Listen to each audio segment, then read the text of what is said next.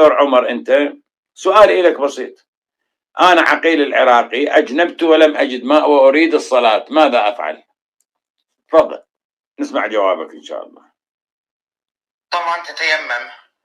هذا التيمم ثابت في القرآن وفي السنة، تمام حبيبي؟ بالتأكيد.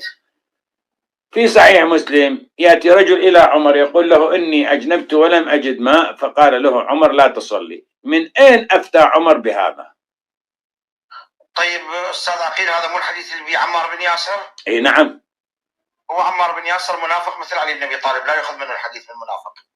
من هو اللي لا يؤخذ منه الحديث؟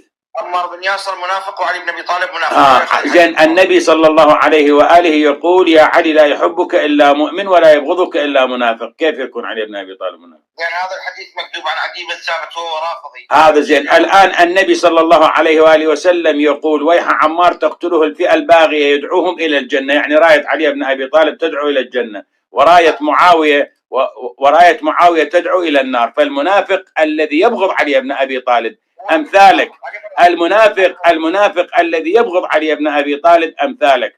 وأنا أدليك على طريقة حلوة وجميلة.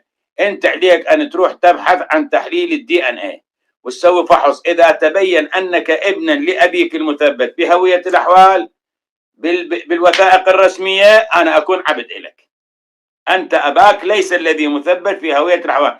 جابر بن عبد الله الأنصاري كان يطوف في أزقة المدينة ويقول سمعت رسول الله يقول أدبوا أبناءكم على حب علي، ومن أبى فانظروا في شأن أمه. لهذا معاوية من المنظورين من 4، لهذا عمرو بن العاص من المنظورين 5 كما يذكر الزمخشري، وكما يذكر في معاوية يذكر حسان بن ثابت، شعر حسان بن ثابت يذكر ينقله الطبري. على أي حال نسأل الله العفو والعافية. سمعتوا أحبتي الكرام؟